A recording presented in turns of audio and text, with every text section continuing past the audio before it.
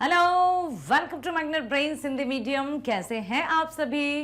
बिल्कुल मस्त होंगे, स्वस्थ होंगे, खुश होंगे, प्रसन्न होंगे, हैं? अरे भाई, कोई दुख है तब भी आपको खुश ही रहना है, स्वस्थ रहना है और अपने कर्म के प्रति आगे बढ़ते जाना है। जो बीत गया उसको भूल जाना है। बीती ताही बिसार दे, आगे की सुध ले। चलो तो आगे की सुध लेने में आ गई हूं आपके लिए। आपकी पाठ्य पुस्तक दिगंत भाग 1 का 5वां पाठ करेंगे हम। इसका कंप्लीट चैप्टर रिवीजन लिखा है भारतेंदु हरिश्चंद्र जी ने। नाम है भारत दुर्दशा। भारत दुर्दशा में क्या बताया है?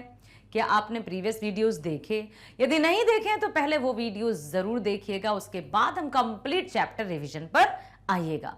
इस वीडियो में हम सबसे पहले करेंगे कवि के जीवन से संबंधित कुछ खास बातें। उसके बाद उनके द्वारा रचित जो पद हैं उनको ध्यान से पढ़ेंगे, उनकी व्याख्या करेंगे और इतना ही नहीं, कुछ महत्वपूर्ण प्रश्नों की भी यहां पर हम चर्चा करने वाले हैं। तो आपको बने रहना है मेरे साथ शुरू से लेकर अंत तक। आ जाइए मेरे साथ, चलते हैं भारत दुर्दशा लेखक रचनाकार भारतेंदु हरिश्चंद्र जी के जीवन परिचय की ओर।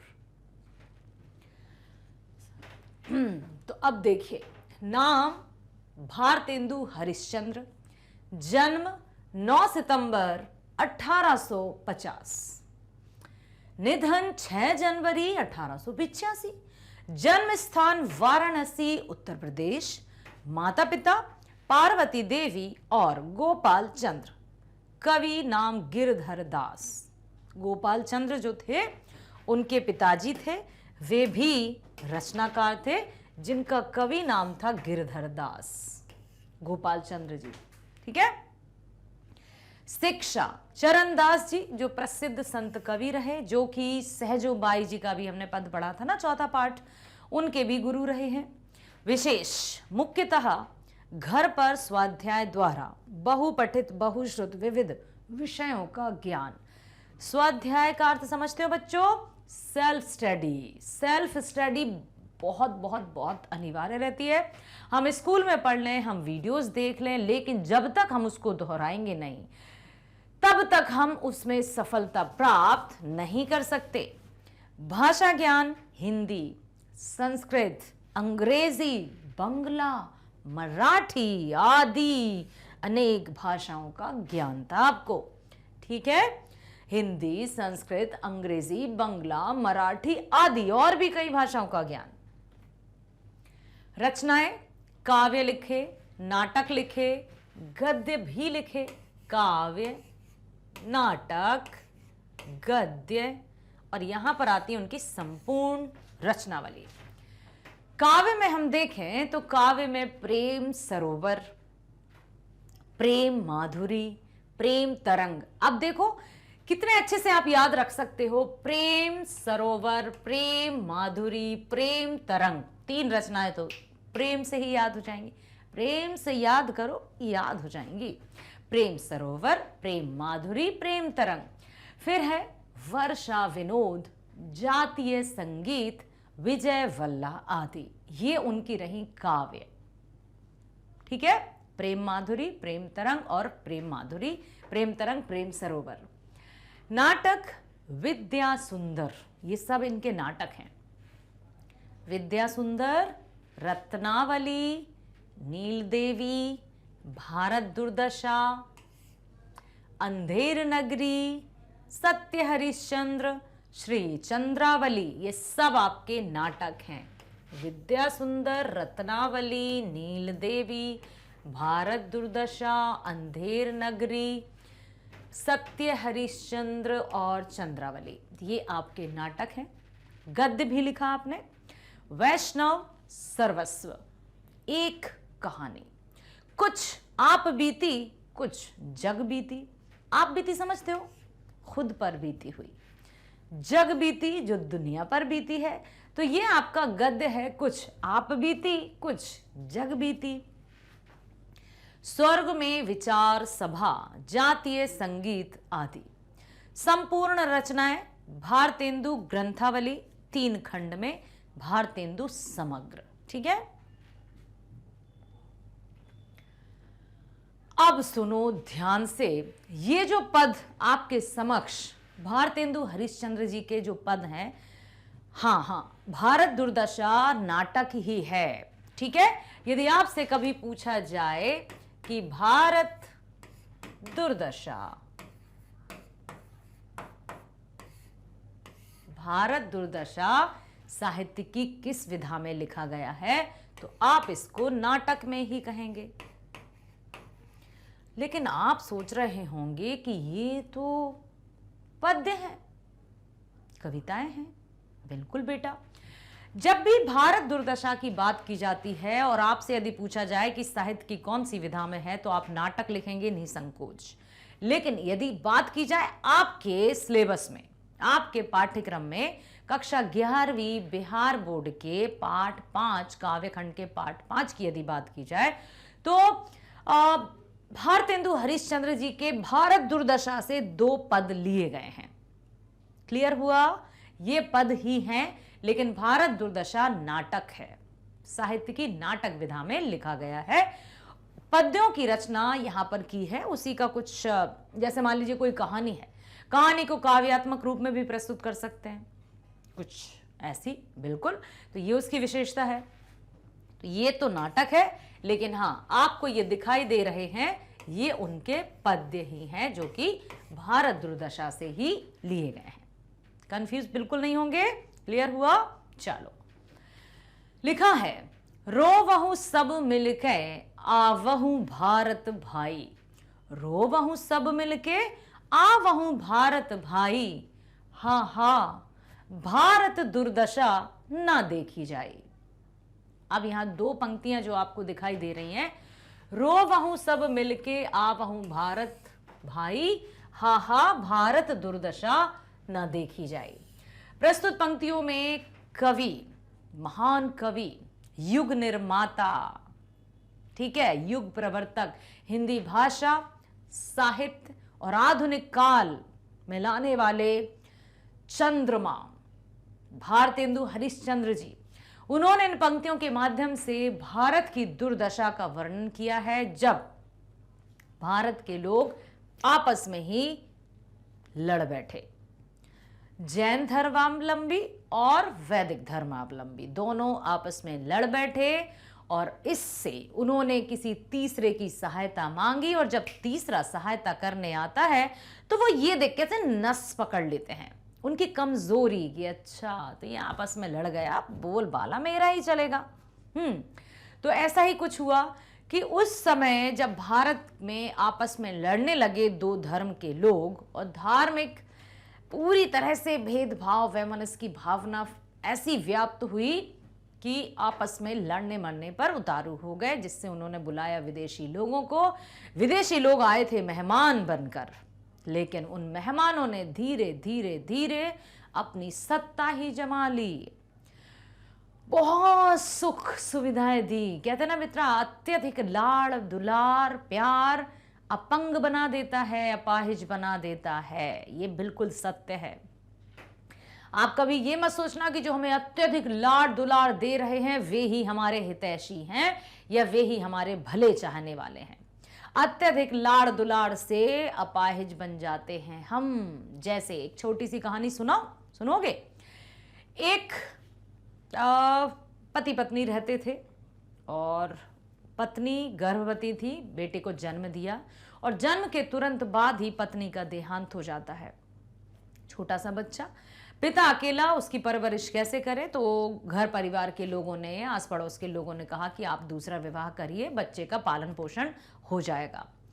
पिता अपने पुत्र से, जैसा कि पिता अपने पुत्र से प्रेम करता ही है, स्नेह करता ही, उसने कहा कि नहीं, यदि मैं दूसरा विवाह करूंगा तो इसकी जो माँ विमाता, या जिसको सौतेली माँ भी कहा जाता है, वो पता नहीं उसके साथ व्यवहार करेगी या नहीं सही। नहीं नहीं नहीं, सबने समझाया ऐसा नहीं है, सब एक से नहीं होते, आप बिल्कुल दूसरा विवाह कीजिए, बच्चे की परवरिश हो जाएगी, बच्चे को माँ का प्यार मिल जाएगा। तो उस सज्जन व्यक्ति ने दूसरा विवाह किया। पत्नी आई। पत्नी को देखकर उस बच्चे के प्रति लाड़ दुलार स्नेह केयर परवाह देखकर लोग दांतों तले उंगलियां दबा लेते। कि बाप रे, अब तक जो हमने सुना था सौतेली माँ ऐसी होती हैं, विमाता ऐसी होती हैं, लेकिन इन्होंने तो परिभाषा ही बदल दी। इतना लाड़ दुलार उस बच्चे के प्रति कि बच्चा अपनी माँ से एक सेकंड के लिए दूर नहीं होता।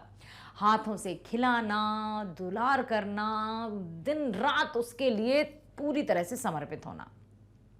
ठीक है भाई, समय बीतते गए, महीने बीतते गए, साल बीतते गए, वो माँ स्वयं भी गर्भवती हुई और उन्होंने भी एक पुत्र को जन्म दिया। अब उनके पुत्र और जो पहले वाले पुत्र में था, हम नाम दे देते हैं इसका, क्या देते हैं हम, एक था स्नेहिल, स्नेहिल इसको दे देते हैं जिसको लाड़ दुलार मिल रहा है, और दूसरे को हम दे देते हैं सौरभ, सौरभ दे देते हैं। ठीक है, तो उन्होंने एक पुत्र को जन्म दिया जिसका नाम सौरभ। जो स्नेहिल था, जो पहले वाला बच्चा था, उनमें लगभग 9-10 महीने का फर्क था। धीरे धीरे दोनों बड़े हुए, फिर भी वो जो माँ थी वो अपने बच्चे, उस बच्चे को, स्नेहिल को ही ज्यादा लाड़ दुलार देती। सब कहते कितने अच्छी माँ है। साल बीतने लगे, बड़ा होने लगे, धीरे धीरे फिर भी वो अपने उस स्नेहिल को गोद से नहीं उतारती हैं, हाथों से खिलाती हैं, पिलाती हैं, सब मतलब सच में आश्चर्यचकित कि क्या है ये माँ। बीतने लगे, स्कूल जाने का समय आ गया, बच्चे बड़े हो गए। अब जब स्कूल जाने की बारी आई तो जो स्नेहिल था अपने पैरों पर खड़ा नहीं हो पाया, लड़खड़ा कर गिर गया। अत्यधिक लाड़ दुलार पंगु बना देता है। जो दूसरा बेटा था वो खुद से आत्मनिर्भर बन गया, और जो पहले वाला बच्चा था जिसको बुरी मंशा के साथ जिसका लालन पालन किया गया था, वो अपने पैरों पर खड़ा भी नहीं हो पाया। तो ऐसा होता है यदि हमारे माँ बाप हमें डांटते हैं और समय मिले, यदि कभी हो कुछ ऐसी भूल, तो मार भी देते हैं। उस बात का कभी भी दिल पर आप ऐसे नहीं सोचेंगे कि अरे हमें मम्मी ने मारा, पापा हमें अभी भी डांटते रहते हैं, हम बड़े हो गए हैं, हम 11वीं में आ गए हैं। बेटा नहीं, माँ बाप के लिए हम हमेशा बच्चे ही रहते हैं। मैं अपनी बात बताऊं, अभी भी मैं जब अपने मम्मी के घर जाती हूँ तो मुझे सच में छोटे बच्चों की तरह ही ट्रीट किया जाता है। ऐसे मतलब वहां तो मेरा मतलब राज ही अलग होता है, इतना अच्छा और एकदम राज सी ठाट वाट सा लगता है। और हाथों पर सब देते हैं, सब अच्छे से। हाँ, ये ऐसा नहीं है कि हम सेल्फ डिपेंड नहीं है, लेकिन मैं बात ये बता रही हूं कि बच्चों के लिए, माँ बाप के लिए बच्चे हमेशा छोटे रहते हैं। तो यदि माँ बाप आपको डांटते हैं और कभी कभी कान खींच दें, एक झापड़ मार दे, तो बुरा नहीं मानना। अब जो आए थे अतिथि बनकर, उन्होंने भारतीय लोगों को इतना सुख दिया, सुख सुविधाएं, भौतिक वस्तुएं, जिससे सभी भारतवासी उन सुख सुविधाओं में खोते गए और बुद्धि का, समझिए, बुद्धि से वो पंगु होते गए, अपाहिज होते गए। और धीरे धीरे तभी तो ऐसी स्थिति आ गई, ऐसी दुर्दशा हुई कि कवि ने कहा है कि अब आ जाओ सब लोग, जितने भी भारत के लोग हो, आओ और बैठकर रो कि भारत की क्या दुर्दशा हो गई है। सबके पहले जे ही ईश्वर धन बल दीनो, सबके पहले जे ही सभ्य विधाता कीनो। अरे सबके पहले, सबसे पहले हमारे देश को ही ईश्वर ने धन दिया, बल दिया, सब कुछ दिया। सबसे पहले यही सभ्य विधाता कीनो, हमारे देश को ईश्वर ने सबसे पहले धन, संपत्ति, सुख, सुविधाएं, संस्कृति, सभ्यता, सब कुछ सबसे पहले दी। सबके पहले जो रूप रंग रस भीनो, सब कुछ दिया उसने, रूप दिया, रंग दिया, रस दिया, विद्या फल, सब कुछ दिया। अब सबके पीछे सोई परत लखाई, हा हा भारत दुर्दशा न देखी जाए। लेकिन अब स्थिति ये है, हम पीछे से भी पहले स्थान पर नहीं है। ऐसी दुर्दशा हो गई है कि कहीं हमारी पूछ नहीं है। आखिर जिम्मेदार कौन? हम खुद जिम्मेदार। यदि हम आपस में नहीं लड़ते, यदि कोई दूसरा नहीं आता और हमने बुद्धि से काम लिया होता, तो आज हमारी स्थिति ऐसी नहीं होती। हाँ हाँ, भारत दुर्दशा ना देखी जाए, क्या दुर्दशा बनाकर रखी है। जय भय शाक्य हरिश्चंद्र नहुष अयाति, जहां राम युधिष्ठिर वासुदेव सरयाति, जहां भीम करुण अर्जुन की छटा दिखाती, तह रही मूढ़ता कलह अविद्या राती। अब जहां देखूं तह दुख ही दुख दिखाई। हाँ हाँ भारत दुर्दशा न देखी जाए। ये वही भारत है, ये वही भारत भूमि है जहां शाक्य, हरिश्चंद्र, राम, युधिष्ठिर, भीम, कर्ण, अर्जुन इन सब ने जन्म लिया। महान प्रतापी राजाओं ने इसी भारत भूमि में जन्म लिया। यशस्वी राजा हुए, प्रतापी राजा हुए, जो अपने शौर्य के लिए जाने जाते थे, जो अपनी वीरता के लिए जाने जाते थे, संपूर्ण विश्व में जिनका लोहा माना जाता था। ये वही भारत भूमि है। लेकिन आज क्या हुआ? तह रही मूढ़ता कलह अविद्या राती। मूढ़ता, बुद्धिहीनता। आखिर ऐसा क्या हुआ कि तुम लोग या भारतवासी जो थे, उनकी मूर्खता के कारण जो आपस में लड़ बैठे और लोगों को सहायता के लिए दूसरों को बुलाया, उन सहायता देने वालों ने सहायता भी दी और इतना कहते हैं लॉलीपॉप पकड़ा दिया। लॉलीपॉप पकड़ा दिया, लॉलीपॉप चूसते रहो और अपना सब कुछ लुटाते रहो। ऐसा ही हुआ। तो अब जहां देखूं तह दुख ही दुख दिखाई। हा हा भारत दुर्दशा ना देखी जाए। अब जब देखते हैं हम, जो भारत देश सोने की चिड़िया कहलाता था, वह भारत देश जो विश्व गुरु के नाम से जाना जाता था, जगत गुरु के नाम से जाना जाता था, जहां सब कुछ था, सुख, संपत्ति, सौंदर्य, रत्न, आभूषण, शौर्य, आनंद, सब कुछ था। लेकिन आज चारों तरफ दुख, दुख, कलह, रोना, ये सब दिखाई दे रहा है। हाँ हाँ भारत दुर्दशा ना देखी जाए। क्या स्थिति, क्या ऐसी दुर्दशा बनाकर रखी है कि अब देखा भी नहीं जाता।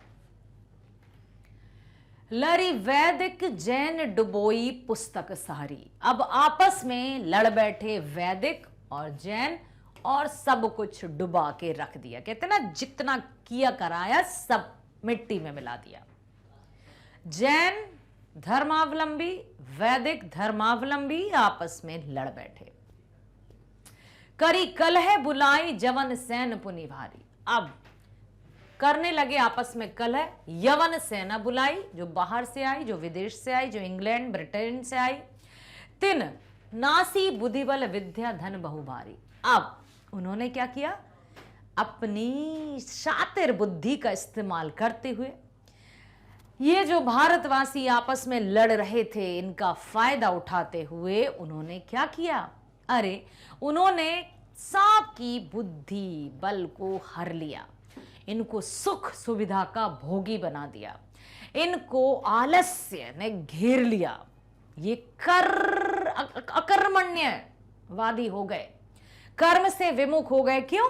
सब कुछ मिल रहा है ना, सोते हुए करने की क्या जरूरत है। छाई अब आलस कुमति कलह अंधियारी। चारों तरफ आलस, कुमति, कलह और अंधियारी छा गई। चारों तरफ आलस ही आलस, सबको सब कुछ मिल रहा है, कोई करने के लिए खड़ा ही नहीं है। कुमति, सुमति गई तेल लेने, बुद्धि से कोई काम नहीं रह रहा है। सबकी बुद्धि जो सुमति थी वो कुमति में परिवर्तित हो गई। कलह, आपस में कलह मच रही है। चारों तरफ अंधकार ही अंधकार है। जहां बुद्धि नहीं वहां अंधकार है, जहां ज्ञान नहीं वहां अज्ञान है। और अज्ञानता की उपमा किससे दी जाती है? अंधकार से। भय अंध पंगु सब दीनहीन बिलखाई। लोग अंधे हो गए, पंगु हो गए, गरीब हो गए, सब लोग दुखी होकर बिलख रहे हैं, बड़े दुखी हैं। हा हा भारत दुर्दशा ना देखी जाई। आखिर क्या थे और क्या हो गए? कैसे इस भारत की स्थिति से पार लगी जाए? भारतेंदु हरिश्चंद्र जी ने इन पदों के माध्यम से भारत की दुर्दशा का वर्णन किया है। समझ में आ रहा होगा। और इसकी जड़ जैन धर्मावलंबी, वैदिक धर्मावलंबी को बताया है। अंग्रेज राज सुख साज सजे सब भारी, पैधन विदेश चली जात इहे अति ख्वारी, ताहू पे महंगी काल रोग बिस्तारी, दिन दिन दूने दुख ईस देत हाहारी, सबके ऊपर टिक्कस की आफत आई, हा हा भारत दुर्दशा ना देखी जाई। अब कवि आगे कहते हैं कि अंग्रेज राज सुख साज सजे सब भारे। अब जैसा अभी मैंने बताया था कि अंग्रेजों ने भारतवासियों को इतना सुविधा भोगी बना दिया कि सब के सब अकर्मण्य हो गए, कर्महीन हो गए, हाथ पर हाथ रखे आलस्य के शिकार हो गए, जैसा अंग्रेज चाहते थे वैसे हो गए। पैधन विदेश चली जाते इहे अति खारी। अब उन्होंने इस स्थिति का फायदा उठाया कि सब के सब खोए हुए हैं सुख में, सब के सब आलसी हो गए हैं।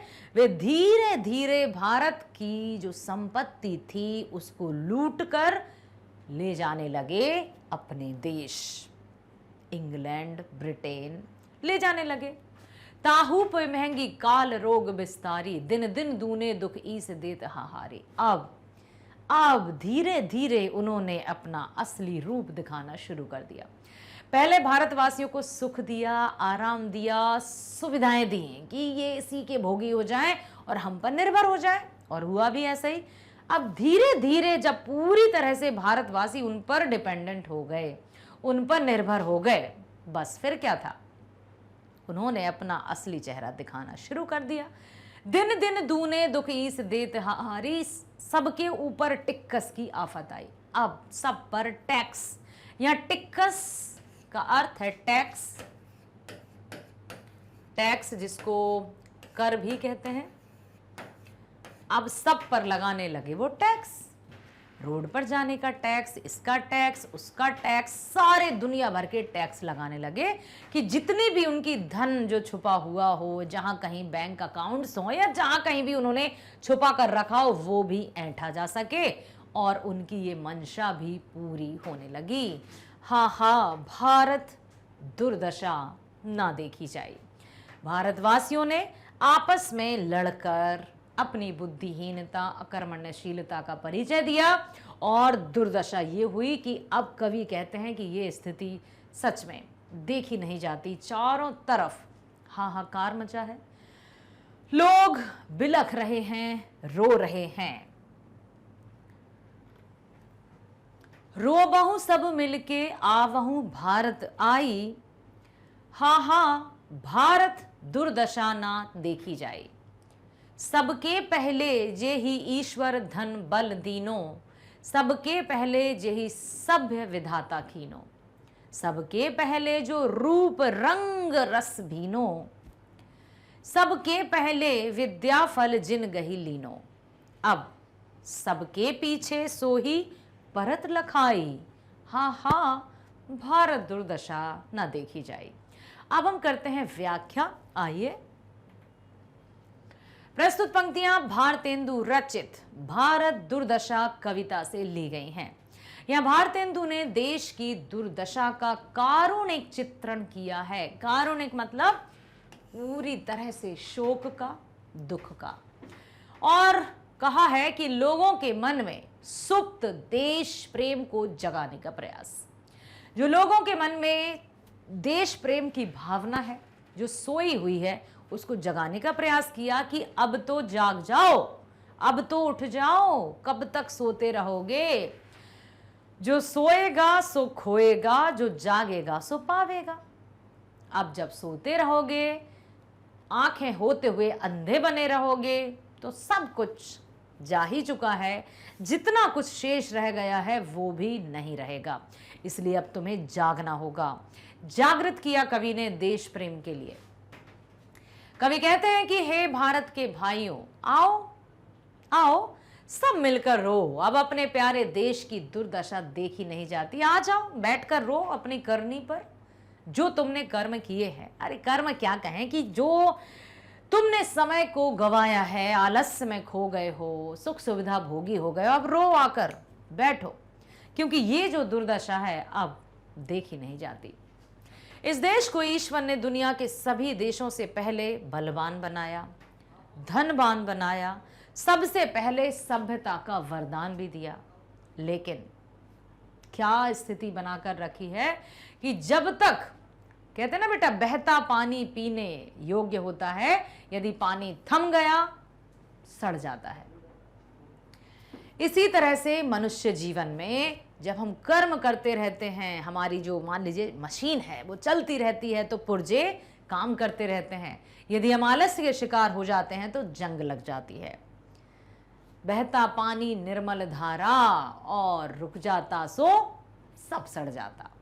इसी तरह से जब तक हमारा जीवन है हमें कर्म करते चलना है, किसी तरह से भी आलस्य के शिकार नहीं होना है।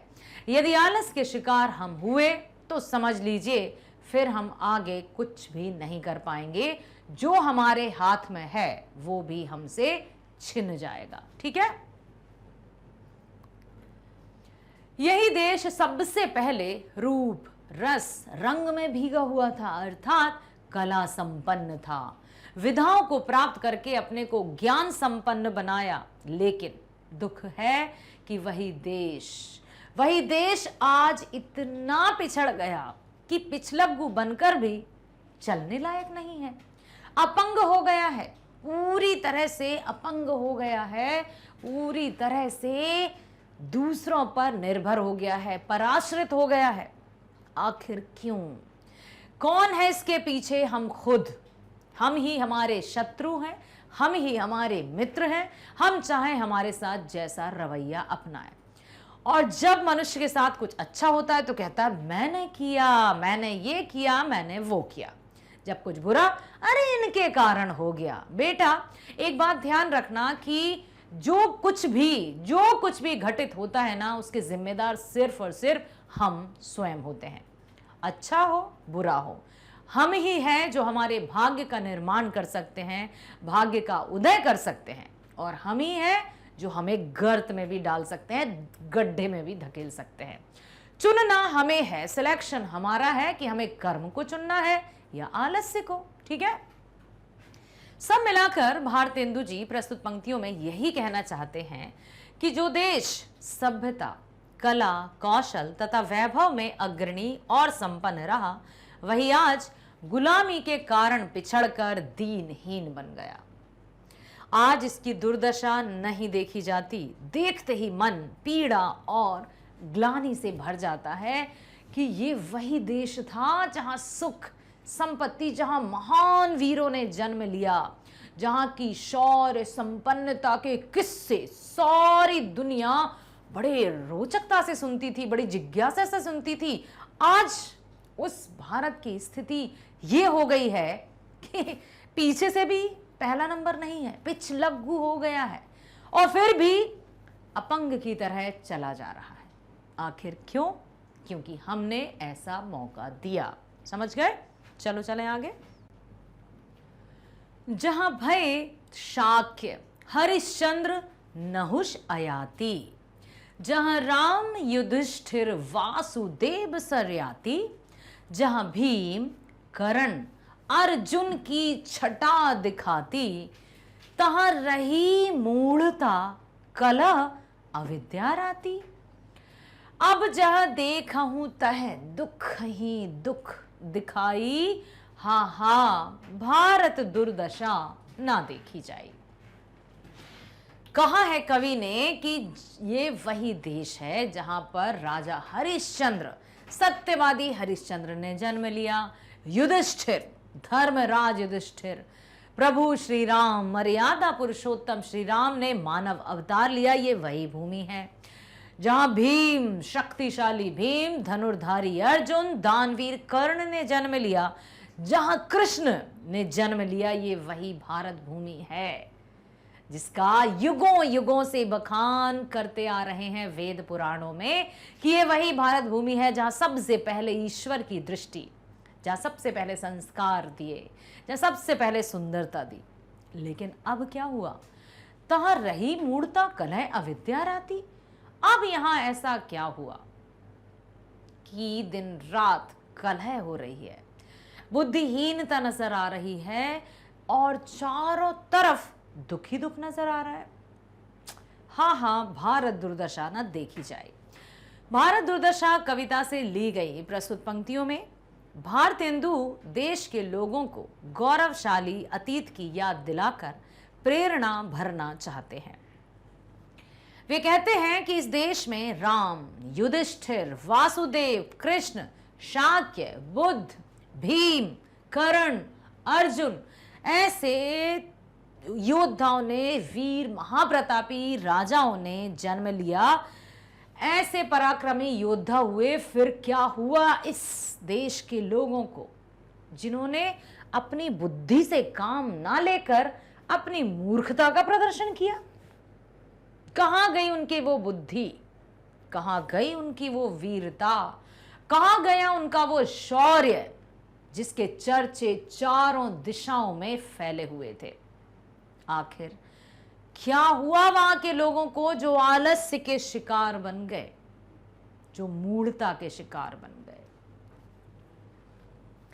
इन लोगों के कारण देश में सुशासन, सुख और वैभव का प्रकाश फैला रहा। उसी देश में पराधीनता के कारण आज सर्वत्र, पराधीनता समझते हो, परतंत्रता, गुलामी,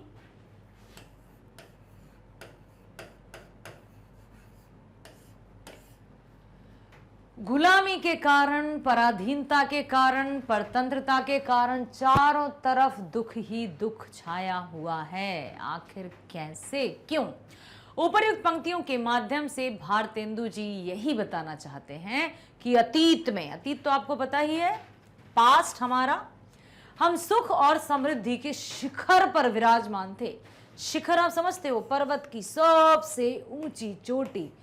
हम सफलता में, प्रसिद्धि में, यश में, समृद्धि में, सुंदरता में, सब में, शौर्य में सबसे ऊपर थे, शिखर पर थे।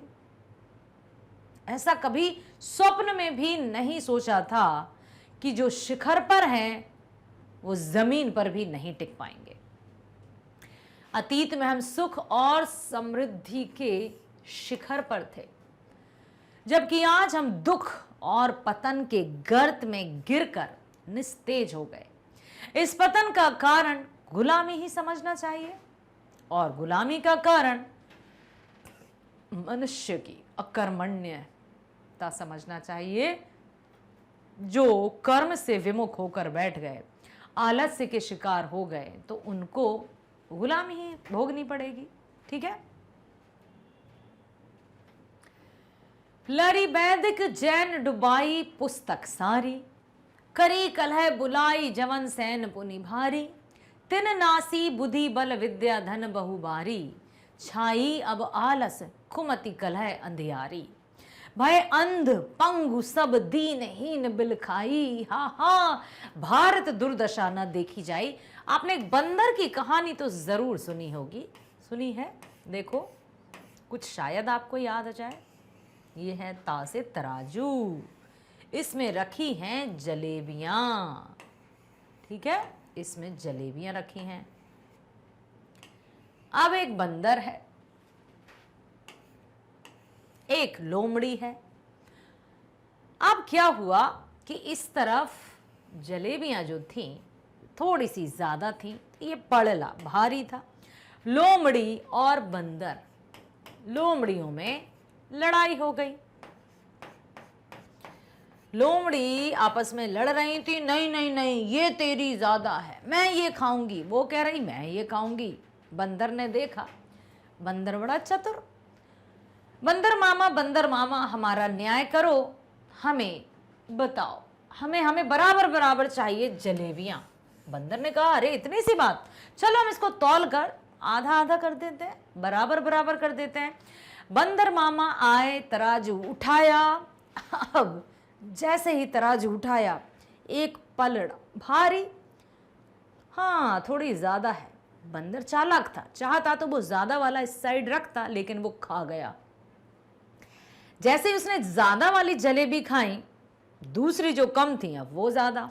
ओहो, अब ये ज्यादा, चलो इसमें से खा जाता हूं, इसमें से खा जाता हूं। ऐसा करते करते बंदर मामा ने सारी जलेबियां चट कर ली और लोमड़ी बेचारी हाथ मलते रह गईं। बस ऐसा ही कुछ हुआ था, ऐसा ही कुछ हुआ था भारतवासियों के साथ भी।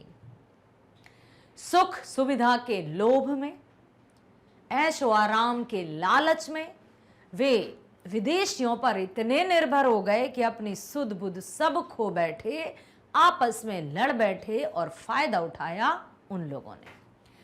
लरिबैद के जैन डुबोई पुस्तक सारी, करी कलह बुलाई जवन सैन पुनि भारी, तिन नासी बुद्धि बल विद्या धन बहु भारी, छाई अब आलस कुमति कलह अंधियारी, भय अंध पंगु सब दीनहीन बुलखाई।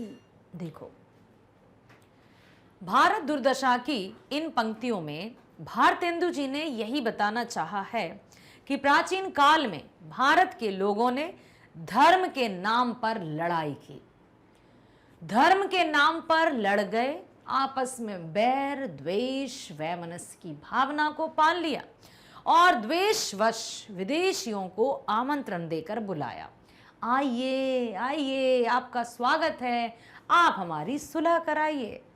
बस फिर क्या था? हाँ, लोगों को पता ही था कि भारत में सोने की चिड़िया कहा जाता था ना, कितनी धन संपत्ति सब कुछ है। तुरंत आए, मजा आया, उन्हें पता था कि अब ये आपस में लड़ रहे हैं, इसका हम फायदा उठाएंगे ही। जब आमंत्रण देकर बुलाया तो उसी के परिणाम स्वरूप अंततः गुलाम हो गए। कवि का मत है कि वैदिक मत को मानने वालों और जैन मत को मानने वालों ने आपस में लड़कर सारे ग्रंथों को नष्ट कर दिया। मेरा बड़ा धर्म, तेरा बड़ा धर्म, तू छोटा मैं बड़ा तू छोटा, इस तरह से आपस में लड़ गए। फिर आपसी कलह के कारण यवनों की सेना को बुला लिया। उन यवनों ने इस देश को सब तरह से तहस नहस कर दिया। मार काट और ग्रंथों को जलाने के कारण सारी विद्या नष्ट हो गई तथा धन लूट लिया। अब जब विद्या गई, बुद्धि गई, अब तो धन भी गया, उनको गुलाम बना लिया। इस तरह से आपसी कलह के कारण यवनों द्वारा पदाक्रांत होने से बुद्धि, विद्या, धन, बल सब कुछ नष्ट हो गया और हम पूरी तरह से पंगु हो गए। आज उसी का कुपरिणाम या दुष्परिणाम हम आलस्य, कुमति और कलह के अंधेरे के रूप में देख रहे हैं, पा रहे हैं।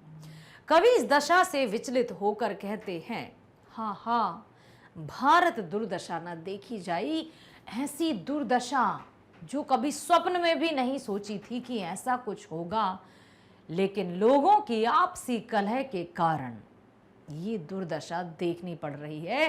आओ बैठो, रो और समझो, थोड़ा बुद्धि से काम लो, विवेक को जागृत करो। क्या हो गया है भारत देश का, क्या हो गया है? अंग्रेज राज सुख साज सजे सब भारी, पै धन विदेश चली जात इहे अति ख्वारी, ताहू पे महंगी काल रोग बिस्तारी, दिन दिन दूने दुख ईस देत हाहारी, सबके ऊपर टिक्कस की आफत आई, हाँ हाँ भारत दुर्दशा ना देखी जाए। अब अंग्रेजों ने अपने पांव पसारने शुरू कर दिए, सत्ता जमाना शुरू कर दिया, अपना रौब झाड़ना शुरू कर दिया, शक्ति का प्रदर्शन शुरू कर दिया। धीरे धीरे कहते ना, अरे इन्होंने तो उंगली पकड़कर हमारा हाथ ही पकड़ लिया, हाथ पकड़कर हमारी गर्दन ही पकड़ ली। बस यही हुआ। जब तुम किसी पर निर्भर हो जाओगे तो वो धीरे धीरे तुम्हें, और जैसे देखो, मैं एक और उदाहरण देती हूँ। जैसे कोई कुत्ता है या बिल्ली है, हम उसको रोटी का टुकड़ा डाल देंगे, वो आएगा, हम और डाल देंगे, उसको दूध कटोरा भरकर दूध पिलाएंगे, अब वो यहाँ आएगा ही। जिस दिन तुम नहीं डालोगे, यदि घर में ताला भी लगा होगा, तब भी पूरे टाइम तक वो वहीं बैठा रहेगा, कहीं नहीं जाएगा।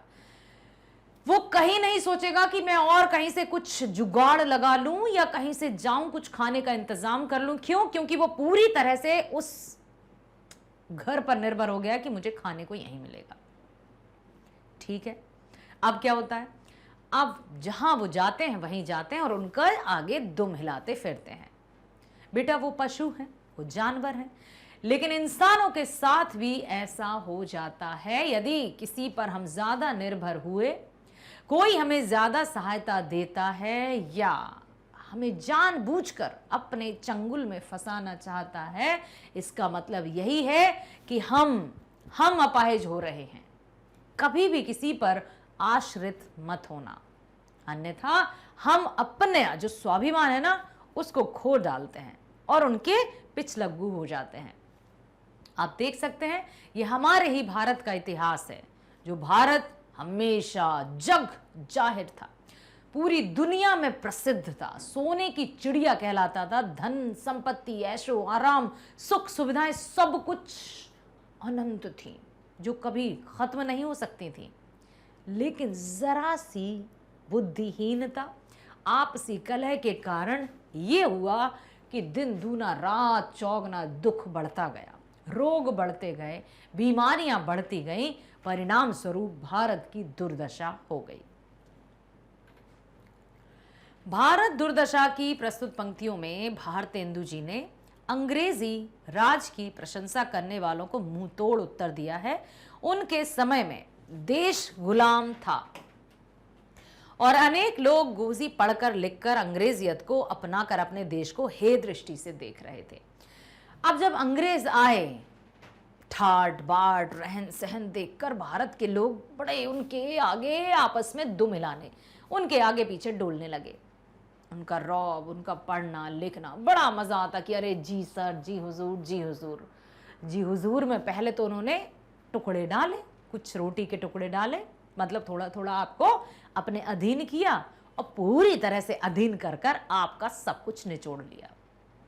इसलिए कहते हैं कि किस बिना कारण के किसी से उपहार मतलब गिफ्ट स्वरूप, जो कहता है ना कि गिफ्ट दे दिया, ये गिफ्ट दे दिया, वो गिफ्ट दे दिया, और जब कोई हमें कुछ दे देता है ना तो फिर हम उसके सामने कुछ कह नहीं पाते हैं। इसलिए सेल्फ डिपेंड बनना होगा, आत्मनिर्भर बनना होगा। भय और गुलाम स्वभाव अथवा निज से द्रोह, अपर से नाता की मनोवृत्ति के कारण लोग अंग्रेजों के खुशामदी हो गए। निज से द्रोह, पराये से नाता, आपस में लड़ने लगे और जो हमारे कोई नहीं थे उन पर हम भरोसा करने लगे, उनसे हम हाथ मिलाने लगे, उनकी हम बात मानने लगे। इस मनोवृत्ति के कारण लोग अंग्रेजों की खुशामदी हो गए। अंग्रेजों ने देश का शासन की पकड़ मजबूत रखने और अपने तथा शासन व्यवहार की सुविधा के लिए रेल, डाक आदि की व्यवस्था की।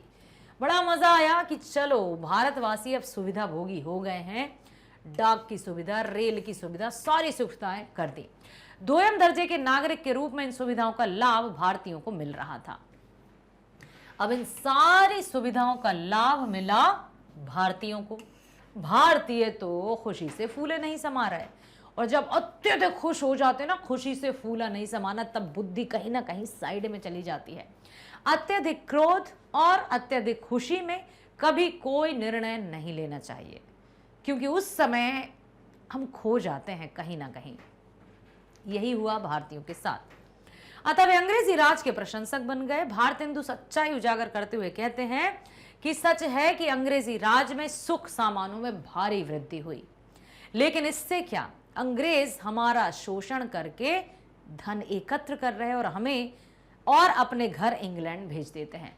जब हम पूरी तरह से अंधे हो गए, सुख सुविधाओं के भोगी हो गए, उसी समय का फायदा उठाया अंग्रेजों ने और वे धन संपत्ति खींचते गए, ऐंठते गए और अपने देश में भेजते गए। इस तरह से मुनाफा से अपना घर भर रहे हैं और हम शोषित हैं। ऊपर से अब महंगाई शुरू हो रही है। अब देखो धीरे धीरे उन्होंने अपना असली रूप दिखाना शुरू कर दिया, महंगाई बढ़ाना शुरू कर दी, टैक्स लगा दिए, हर एक चीज पर नित नए टैक्स लगाए जा रहे हैं। जिसके फलस्वरूप हमारा दुख दिन प्रतिदिन दूना हो रहा है। खुद के पास जहां कहीं भी गड़ा धन था, छुपा धन था, वो भी निकाल निकाल कर देना पड़ रहा है।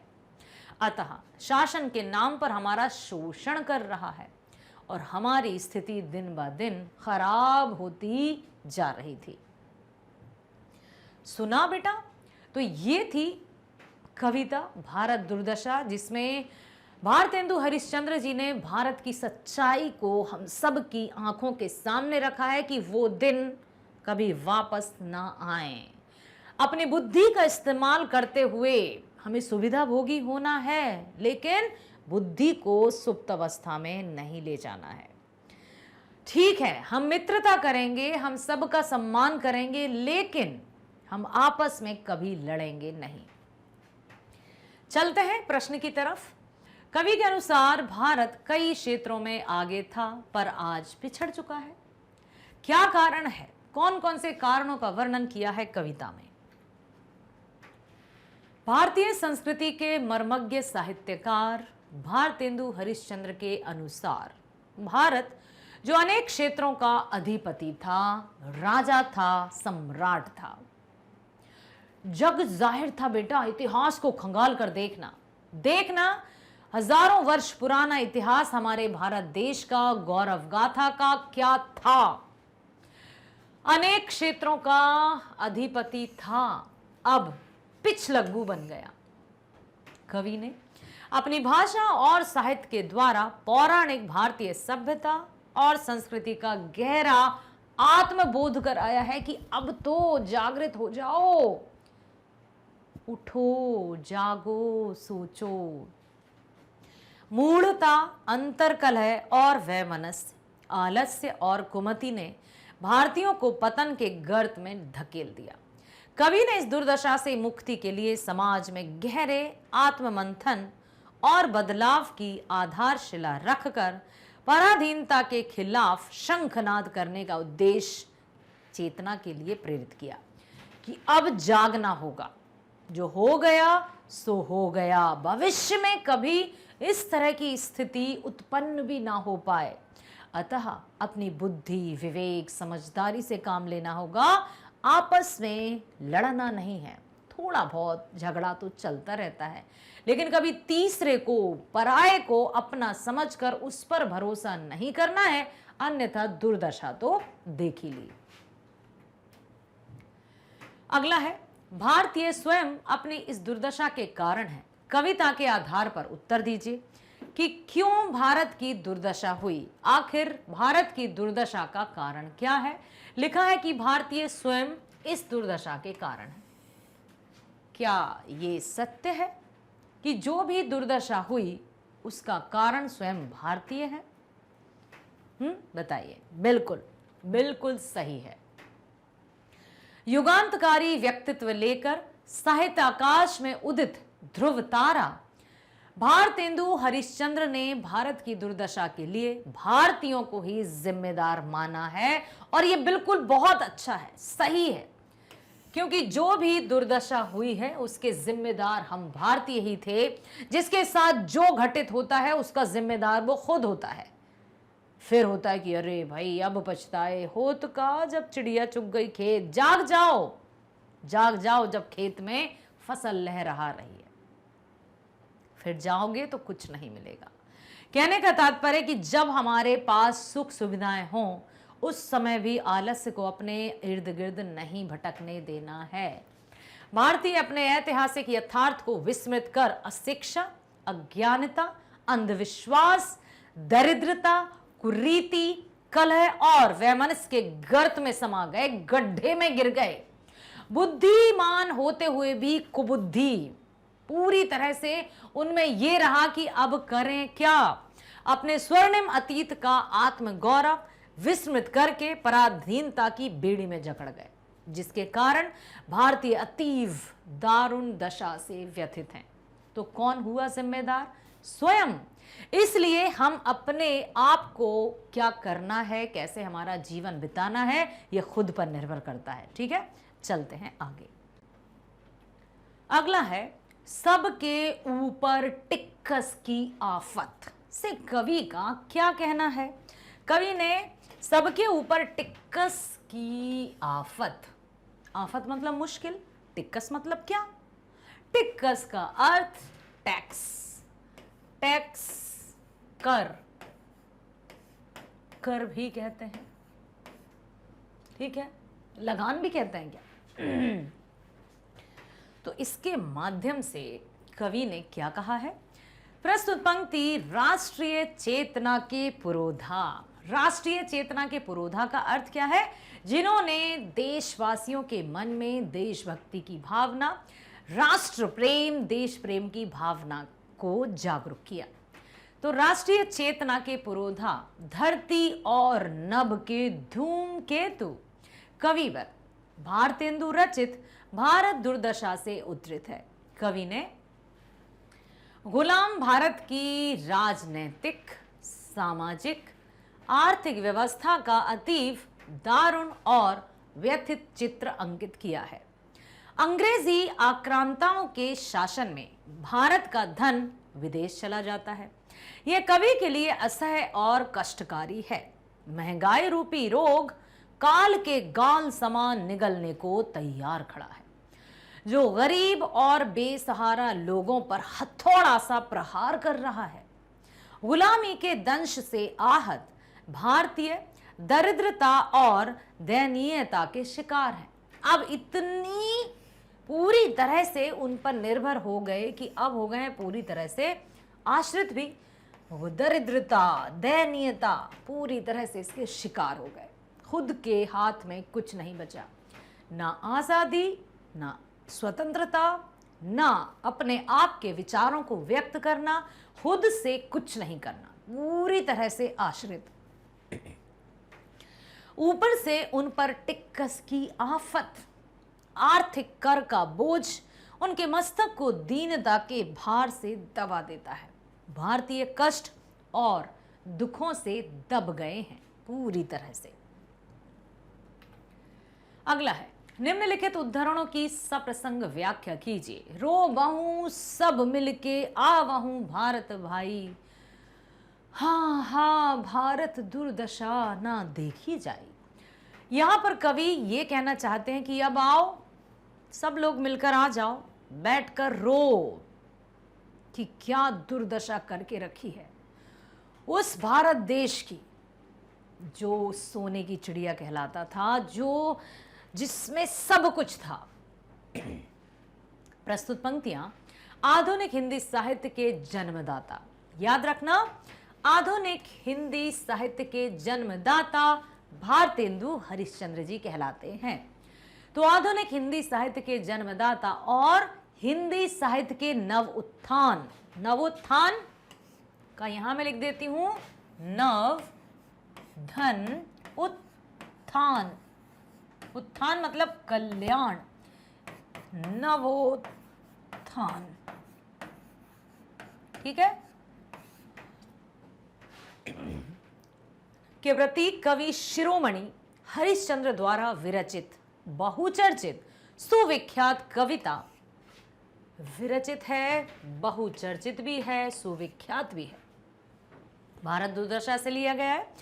कविता में कवि की राष्ट्रीयता, देश उन्नति और जातीय उत्थान के लिए अंतर्विथा ऐतिहासिक यथार्थ के विडंबनापूर्ण बोध के भीतर से जन्म लेती दिखाई पड़ती है।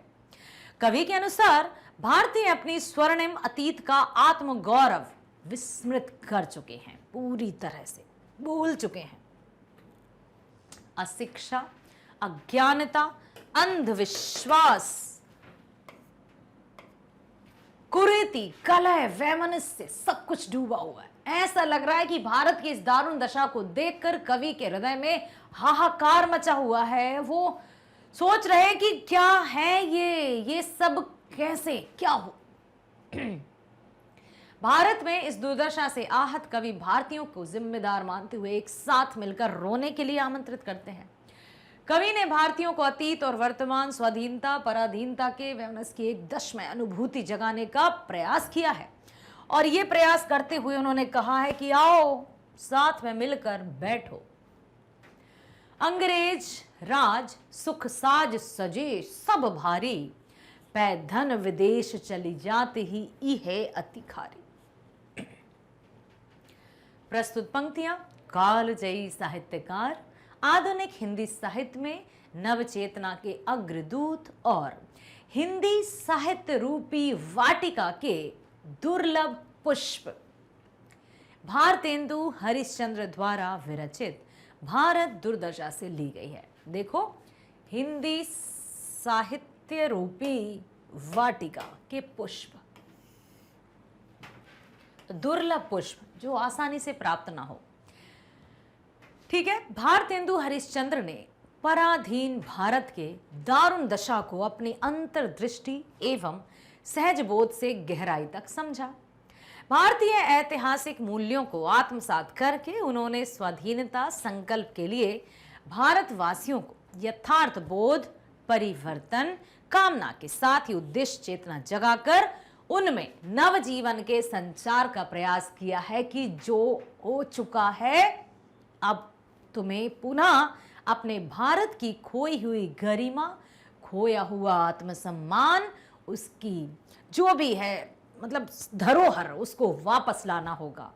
इस जन जागृति की चेतना के लिए भारतेंदु हरिश्चंद्र जी ने इस कविता की रचना की। नाटक भी है भारत दुर्दशा, आपको पता ही है, और इसके माध्यम से लोगों के मन में जागृति और देश प्रेम की भावना भी जागृत हुई। कविवर भारतेंदु का हृदय अंग्रेजों के दमन, लूट खसोट की नीति पर गहरी चिंता व्यक्त करते हुए कहते हैं कि अंग्रेजों के राज्य में सुख और साज बढ़ गए। संपूर्ण या कहें कि पूरी तरह से लोग सुख सुविधा भोगी हो गए। पूरी तरह से उनमें जैसे सुख, समृद्धि और अधिक सुख सुविधाएं क्या करती हैं, व्यक्ति को आलसी बना देती हैं। तो गहरी चिंता व्यक्त करते हुए कहते हैं कि अंग्रेजों के राज में सुख और साज तो बढ़ गए, परंतु भारत का धन विदेश चला जाता है। धीरे धीरे वो खोखला करते गए। ऊपर से सब कुछ सही दिख रहा है, अंदर ही अंदर वो खोखला कर गए। जैसे दीमक लकड़ी को खा जाता है ना, ऊपर से दिखता है एकदम चकाचक और अंदर ही अंदर सब खोखला हो जाता है और एक दिन धराशायी हो जाता है। यही हुआ भारतीयों के साथ। उन्हें सुख सुविधा भोगी बनाया। सुख सुविधा भोग भोग कर भारतीय आलसी हो गए। आलसी हो गए तो ना कुछ देखना, ना कुछ करना, और यहाँ से वो धन ले जाकर अपने देश में जमा करते गए। उनके लिए नहीं, सारे भारतवासियों को कष्ट प्रदान करने वाला कृत्य है ये। कवि ने भारतीयों के अंतर्मन में झंझावत पैदा करने के लिए क्रांतिकारी हथौड़े से काम नहीं लिया, बल्कि उन्होंने मृदु संशोधक निपुण वैद्य की भांति रोगी की नाजुक स्थिति की ठीक ठीक जानकारी प्राप्त करके उनकी रुचि के अनुसार पथ्य की व्यवस्था की, रास्ते की व्यवस्था की, उन्हें सही मार्ग दिखाया कि अब तुम्हें करना क्या है। पहले स्थिति से अवगत तो हो जाओ, पहले जान तो लो कि ये स्थिति है क्या। उसके अनुसार फिर क्या हुआ, मूर्ति प्राप्त कर उनकी रुचि के अनुसार पथ्य की व्यवस्था की, जिसका वर्णन मूर्तिमान प्राणधारा का उच्छल वेग के समान भारत दुर्दशा में वर्णित इन पंक्तियों से परिलक्षित होता है कि ये जो पंक्तियां हैं उन्होंने लोगों के मन में जन जागृति फैलाई, उनको वास्तविक स्थिति से उनका परिचय करवाया और कहा कि अब सोते नहीं रहना है, आलस को त्यागना होगा, अब अपनी वास्तविक स्थिति में आ जाओ, देखो जरा आंखें खोलकर किस गर्त में जा रहे हो तुम, जैसे तुम्हें किसी ने पाश में बांध लिया है, अपने वश में कर लिया है।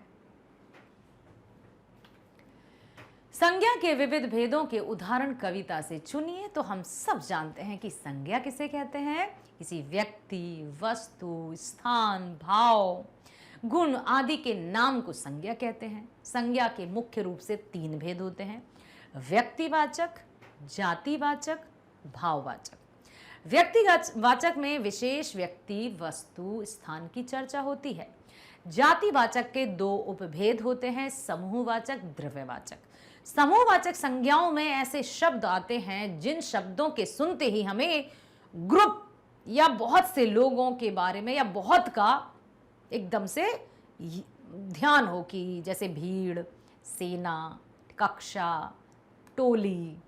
ठीक है, तो ये सब समूहवाचक के अंतर्गत आते हैं। द्रव्य का अर्थात जो पदार्थ किसी भी आकार या शेप में ढाले जा सके, जिनमें लकड़ी, लोहा, मिट्टी, तेल, चावल, दाल, घी, ये सब शामिल है। ठीक है, फिर आता है भाववाचक, जिसमें भाव, इमोशंस, ईमानदारी, सच्चाई, ठीक है, ये सब आते हैं। तो यहां इस तरह से लिखे हैं कि किसी भी वस्तु, स्थान, व्यक्ति अथवा भाव के नाम को संज्ञा कहते हैं। इसके निम्नलिखित भेद हैं। जैसे हमने कहा व्यक्तिवाचक, जातिवाचक, भाववाचक, ये जो हैं इसी के भेद माने जाते हैं बेटा।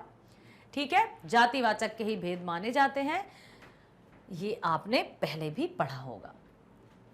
भारत दुर्दशा कविता में आगत संज्ञाएं और उनकी कोटि इस तरह से, जैसे व्यक्तिवाचक संज्ञा की यदि हम बात करें तो व्यक्तिवाचक के अंतर्गत किसी देश का नाम, जगह का नाम, वस्तु का नाम, गुण का नाम, ये सब कुछ हो जाएगा। जैसे भारत देश का नाम, ईश्वर, विधाता, शाक्य, हरिश्चंद्र, नहुष, अयाति, राम, युधिष्ठिर, वासुदेव, सरयाति, भीम, करुण, अर्जुन, वैदिक, जैन, ये सब कुछ आ जाएंगे व्यक्तिवाचक में।